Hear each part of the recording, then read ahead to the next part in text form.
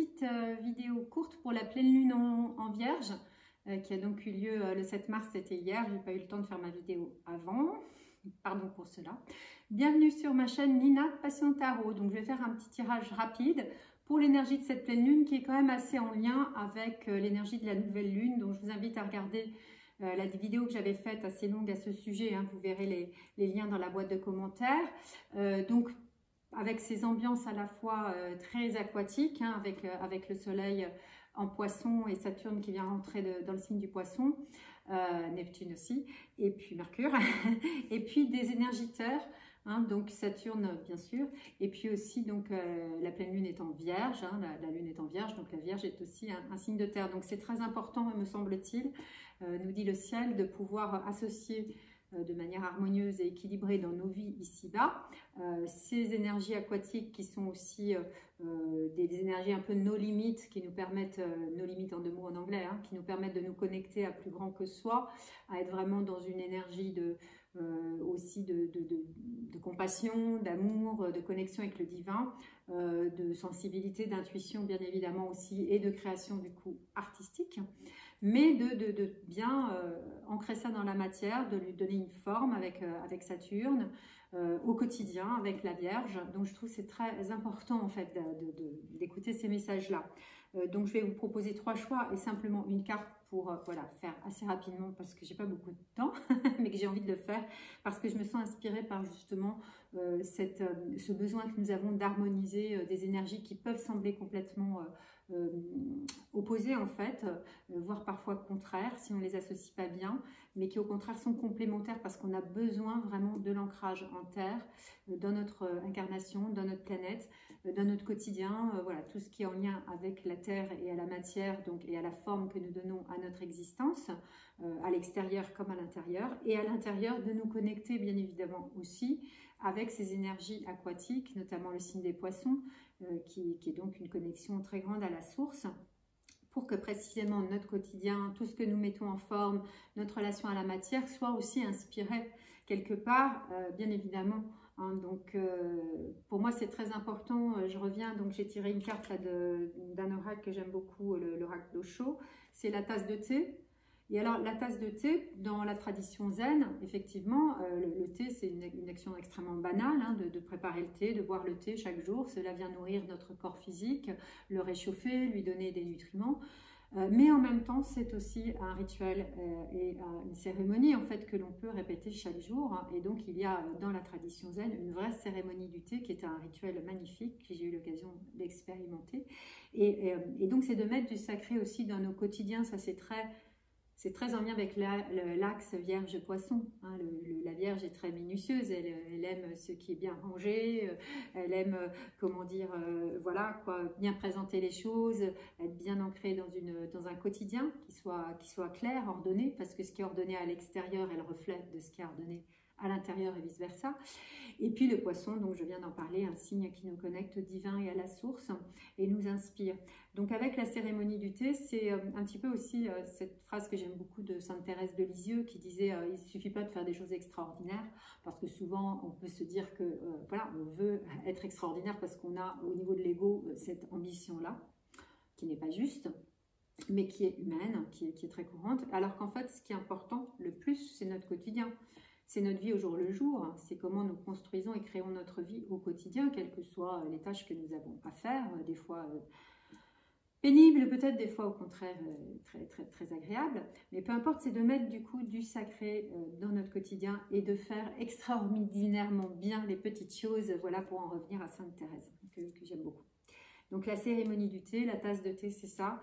Ça revient aussi à être beaucoup ancré dans l'instant, à profiter, même si la situation extérieure de nos existences est difficile, hein, ou à l'intérieur, même s'il y a des choses difficiles, bah, de profiter le plus possible de l'instant et de s'offrir ces moments-là comme des cadeaux, des rituels sacrés. Pour moi, c'est très important de mettre du sacré dans ma vie et c'est pour ça aussi que je pratique le yoga. Le yoga, c'est un temps sacré, c'est un temps hors de l'ordinaire, c'est un espace aussi que l'on se crée dans la maison. Voilà, c'est ici un espace que je crée pour mon tarot. C'est mettre du sacré, c'est mettre de la beauté, c'est allumer une lumière, c'est allumer une bougie, mettre de l'encens, faire une forme créer une forme, voilà, une forme qui soit inspirée par la beauté et l'harmonie. c'est comme ça que je souhaite vous proposer ce tirage aujourd'hui. Donc à 3 choix, j'ai apporté des boîtes, une boîte rose pour le tirage numéro 1, une boîte violette avec des petits lapins, c'est l'année du lièvre en ce moment dans l'astrologie chinoise, c'est le tirage numéro 2, et un petit chat en céramique, tirage numéro 3. Comment mettre du sacré dans nos quotidiens par temps de crise, parce que nous vivons encore un temps de crise. Voilà, c'est le tirage que je vous propose aujourd'hui. Donc, comme la cérémonie du thé, chaque action du quotidien, et voilà, je reviens aussi à ce que je voulais dire, et ensuite je procède au tirage, nous permet de nous plonger dans l'instant, comme disait aussi Thich Nhat Hanh, hein, cette plénitude de l'instant, de chaque moment, essayer d'en faire un moment magnifique, ou un moment habité, ou un moment agréable, ou même quand on est un petit peu en vrac, revenir dans des sensations toutes simples de notre quotidien, boire une tasse de thé, déguster un aliment qu'on aime bien, se poser, regarder la magnificence de la nature, s'allonger et respirer tranquillement. Voilà, comment mettre du sacré dans notre quotidien pour cette pleine lune en Vierge, qui est aussi un moment justement d'introspection, de prise de conscience. Donc, quelles sont les prises de conscience que vous avez par rapport à votre vie quotidienne, par rapport au fait d'être inspiré par une forme de spiritualité ou une autre, et comment tout cela s'associe de manière harmonieuse ou pas dans votre vie en ce moment. C'est un peu la question que j'ai envie de poser au tarot, et donc par mon intermédiaire, que tu as peut-être envie aussi de poser. En tout cas, tu pourras écouter maintenant ces réponses. La petite boîte rose, c'est une boîte dans laquelle j'ai mis du thé d'ailleurs. Hein. Voilà, le tirage numéro 1, nous avons la tempérance. Alors, c'est un très bel arcane qui parle justement d'harmonisation. Donc, c'est vraiment pour toi important aujourd'hui d'harmoniser ces deux dimensions, le sacré et l'ordinaire, de faire en sorte que l'ordinaire devienne peut-être un peu plus inspiré, un peu plus sacré. Le quotidien et puis l'extra, on va dire, voilà, tout ce qu'on peut s'offrir qui nous permettent de sortir de notre quotidien, que ce soit un cours de yoga où l'on va régulièrement, que ce soit un week-end qu'on s'offre pour partir en voyage, des amis que l'on retrouve, voilà. Mais aussi au quotidien, lorsqu'il n'y a rien de tout ça, et de faire en sorte que ce soit toujours harmonieux, hein, avec la tempérance. Pas chercher non plus à faire un grand écart. Entre à un moment donné, je suis complètement perchée, puis de l'autre côté, je suis complètement dans la matière, et comme s'il n'y avait pas de lien entre le fait d'être inspiré, d'avoir une spiritualité, de gérer des factures, des choses très terre à terre. Hein, d'essayer vraiment d'être dans cet équilibrage, d'éviter de partir dans un excès ou l'autre. C'est ce que dit Tempérance. Tempérance parle beaucoup quand même du sacré, de spiritualité. Ça veut dire que je pense que dans ta vie, soit c'est déjà présent et c'est très important que tu continues à développer cet aspect-là, soit peut-être le tarot, la vie te demande de développer cet aspect-là, de te connecter avec l'invisible, hein, le monde des poissons. L'énergie des poissons, c'est vraiment l'invisible. C'est voilà, toutes nos émotions, nos sensations, nos intuitions, nos pensées, et puis donc l'invisible qui vient d'un espace qui nous échappe, qui est plus grand que nous, ou de mer en fait, des énergies subtiles, des présences. Et qu'on pourrait dire par exemple angélique, avec Tempérance bien évidemment, puisque c'est un ange. De demander conseil à ces présences-là, de te connecter à cet invisible, et de demander conseil à un ange peut-être en particulier, une personne de ta famille, quelqu'un qui te guide, que ce soit précis ou non précis, peut-être de te connecter à une guidance dans l'invisible, qui va te permettre peut-être justement de mieux vivre ce quotidien. Peut-être pour toi c'est difficile, c'est un peu ça que je ressens. Hein. Et puis cette cérémonie du thé, hein, si tu bois du thé ou de la tisane, hein, on n'est pas obligé de boire du thé, moi je suis une grande buveuse de thé, mais voilà, peut-être un rituel avec l'eau, hein, parce que l'énergie des poissons, c'est très lié à nos émotions, hein, tout ce qui est aquatique. Un rituel avec l'eau, peut-être boire chaque jour de l'eau en conscience, comme un rituel sacré, de l'eau chaude, de l'eau tiède. En Ayurveda, on boit une tasse ou un verre d'eau tiède, voire chaude le matin au lever, hein, pourquoi pas, ou bien cette cérémonie du thé. Je t'invite peut-être à faire des recherches là-dessus, ou simplement te créer ton propre rituel. Nous sommes les artisans et les créateurs de notre vie. Cette énergie de Saturne et Vierge d'un côté et donc les poissons de l'autre, c'est une énergie de mettre de la créativité dans notre vie. C'est pas de devenir Picasso ou Beethoven, etc. Chaque acte de notre vie peut être un acte créatif à différents degrés. Mais la cérémonie du thé, c'est une création. faire un dessin, une peinture, c'en est une autre, écrire un poème aussi, cuisiner un flan, un flan salé, c'en est aussi. Hein, voilà, c'est un petit peu ça que ça veut dire. Donc connecte bien toi à l'invisible, il y a l'eau qui est présente, hein. Les émotions, transmute-les, ou en tout cas écoute-les, exprime-les de manière douce, tempérance, et à travers l'eau, peut-être tu vas avoir des réponses. Voilà ce que dit, me semble-t-il, le tarot pour toi aujourd'hui. Alors, j'enchaîne, c'est un peu nouveau ma façon de faire. Tirage numéro 2 avec la petite boîte bleue avec des petits lapins. Et dedans, il y a des bijoux. Et tu as Maison Dieu. Alors, Maison Dieu parle beaucoup d'exprimer, hein, de canaliser, hein, d'être en acte, d'être connecté à l'axe tertiel. Donc, c'est bien ça, la Terre, Saturne, le signe de la Vierge, et le ciel, l'énergie des poissons, l'énergie de la source du divin. D'essayer de relier en exprimant. Ici, il y a besoin d'exprimer quelque chose qui vient du profond de toi, en lien avec ta vie quotidienne, la matière, et qui a besoin de s'élever, qui a besoin de se transformer, parce que Maison Dieu parle beaucoup de transformation. C'est aussi une construction. Tu es amené à faire donc une construction qui serait donc spiritualisée, qui serait en lien avec la spiritualité. Alors soit c'est une œuvre artistique en lien avec la spiritualité, soit c'est une construction de ta vie, voilà, au quotidien, où tu vas peut-être être amené ou être invité à poser ces rituels. Ça peut être le matin de faire une méditation, ou bien chaque jour aller faire une marche dans la nature, si tu as la chance d'habiter près de la nature, ou bien chaque jour un rituel qui te permette de construire ta vie en lien avec la spiritualité dans ton quotidien. Après, avec Maison Dieu, il y a ce besoin d'une grande transformation entre l'avant et l'après. Maison Dieu parle aussi d'une voilà, l'expression de qui tu es dans ton unicité, ta singularité en lien avec cette dimension spirituelle, mais une nouvelle construction, un nouveau départ, quelque chose qui serait quand même radicalement différent. Que ce soit dans ta relation quotidienne, précisément, dans ta relation à la spiritualité, ou les deux. Et aussi parle d'une construction, d'une demeure intérieure, hein, d'être bien aligné, mais aussi d'une demeure extérieure, peut-être une nouvelle maison, une nouvelle façon de vivre, en tout cas dans ta maison aussi. Et en laissant s'exprimer de manière consciente, hein, la flamme de qui tu es, ce que tu as besoin d'exprimer aujourd'hui dans le monde, que ce soit de manière plus terre à terre, dans tes relations, voilà, ou aussi peut-être justement en lien avec une dimension plus grande. C'est une carte quand même aussi de très forte transformation, donc je ne serais pas étonnée que tu vives en ce moment un grand bouleversement intérieur. À canaliser donc, hein, parce qu'il y a aussi avec l'énergie des poissons, quelque chose qui peut te faire partir assez loin, mais aussi te déconnecter du réel. Et ce n'est pas du tout le message de Maison Dieu. Maison Dieu parle évidemment de spiritualité, la maison Dieu. La maison de Dieu, la maison où l'on ressent la présence de Dieu à l'intérieur de soi. La maison, c'est soi, c'est notre corps. Ça parle aussi beaucoup du corps. Comment, dans ton corps, tu peux vivre cet axe tertiel mettre du sacré dans ta relation à ton corps, mettre du sacré dans la relation que tu as au quotidien avec ton corps. D'où peut-être, voilà, je parlais de la méditation, le yoga, la marche, bien évidemment. Il y a eu comme une chute et maintenant une reconstruction. C'est peut-être là où tu es maintenant. Dans un domaine précis de ta vie, sans doute, mais qui pour moi parle beaucoup de cet axe intérieur, de te retrouver à l'intérieur, de te reconstruire, de t'élever, mais en restant bien ancré.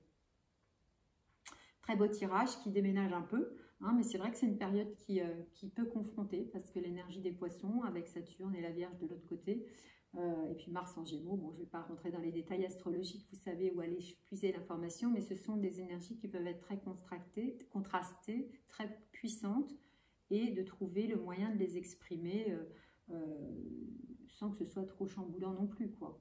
D'où la nécessité d'avoir des temps sacrés qui nous ressourcent, donc qui vont te ressourcer, te permettre de te ressourcer, de te retrouver, de te trouver, de trouver une nouvelle façon d'être au monde, une nouvelle façon de vivre, d'habiter ton quotidien, d'habiter ta maison. Voilà pour toi qui as choisi donc la petite boîte bleue. Et pour le tirage numéro 3, c'est le petit chat. Hein, tous ces objets viennent du Japon. Et donc la cérémonie du thé est en lien avec une tradition zen qui vient du Japon. Donc j'ai été inspirée par le Japon, qui est un pays que je connais bien. Et donc, j'apprécie beaucoup aussi certaines de ces traditions, bien évidemment.